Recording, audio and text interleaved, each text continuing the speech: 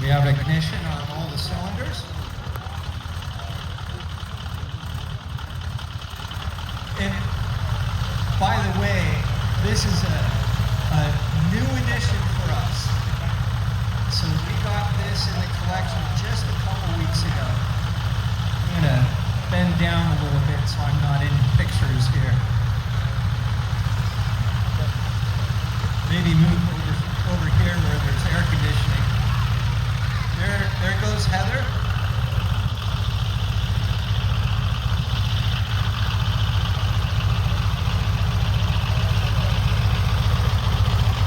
In my book, PT-17 has one of the prettiest planes. I just love that yellow and blue color. It's a quintessential biplane. And it's a joy to fly in. When you're up above, even a couple hundred feet up, I can tell you the landscape around us looks entirely different.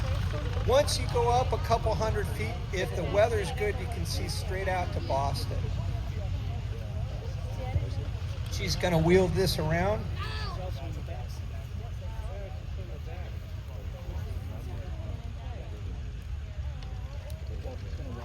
So the PT-17 traces its roots to the Stearman Model 70, and that was built as a private venture to meet a 1934 U.S. Army Air Corps request for a new trainer aircraft to replace its aging primary trainer fleet.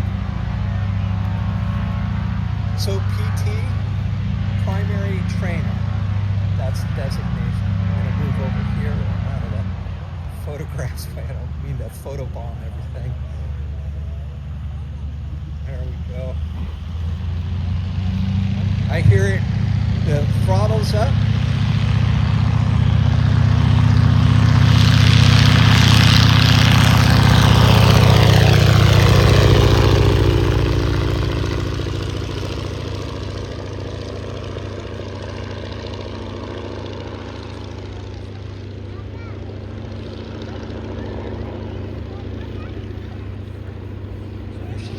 Around the pine tree.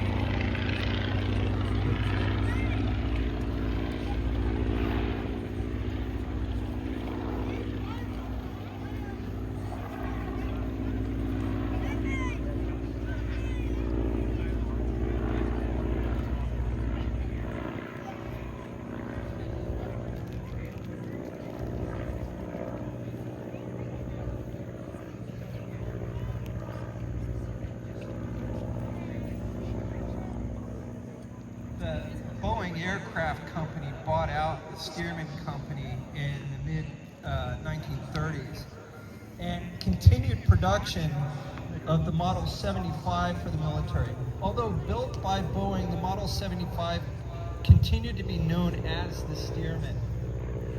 In 1940, a Continental R675 engine was fitted to the design to create this PT-17. Of which over 3,500 of these aircraft were made. The plane also enjoyed a large U.S. Navy orders as the N2S, 1942. Here goes Heather flying by. Lovely sight.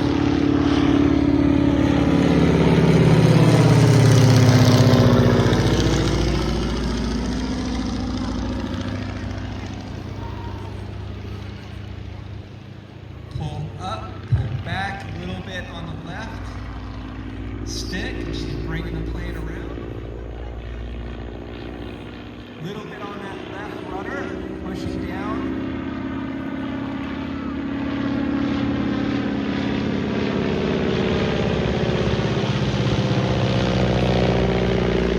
So again, if you're a young pilot in World War II, so you just entered the Army Air Corps or the Air Force, at the ages of somewhere between 18 to 20.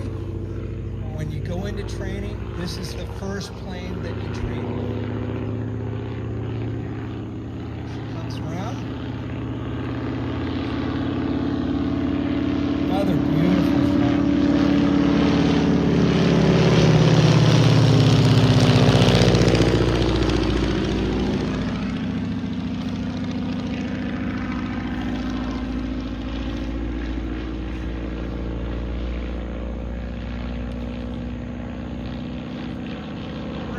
tight turning aircraft. You can see that my wing design really helps in its short turning radius.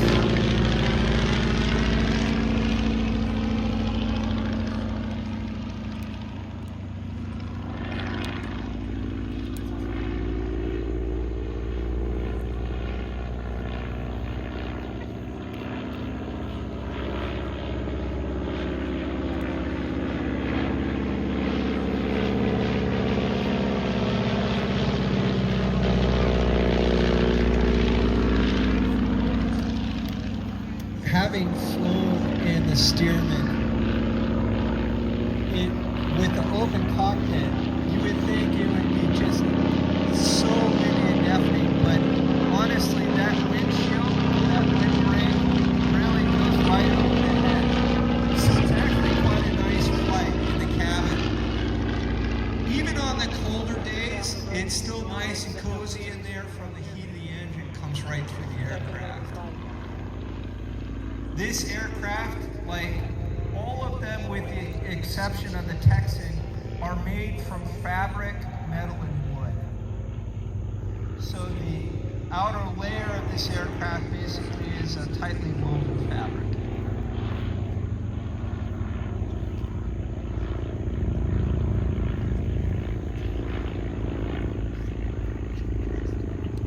All right, she's going to be bringing the plane around.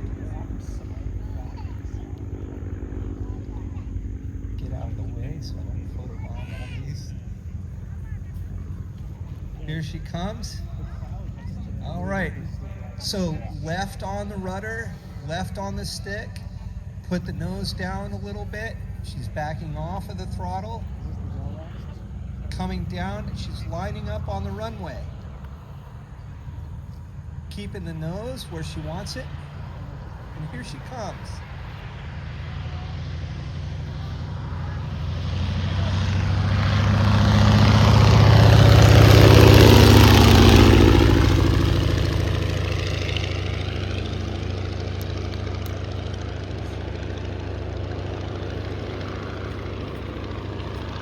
Another great exhibition of Heather's flying skills. She's going to bring the aircraft up around.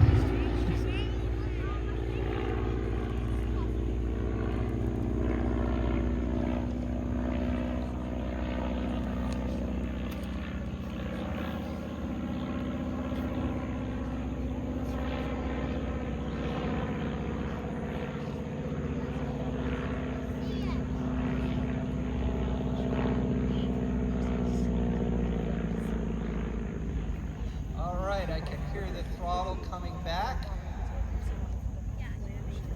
Now she's watching her airspeed indicator. She wants to be under a certain airspeed to come in for her final. Back off of the throttle. She's looking at her altitude. She's going to start coming around the trees here. There she is. All right, so her hands on the stick, her hands on the throttle. She's got back off, put on, back off of the throttle, regulating her airspeed. She's moving the tail a little bit to reduce her airspeed. Throttles come back. Small flare. There we go. Well, very nice. Very nice. PT-17 steering. Primary trainer of World War II.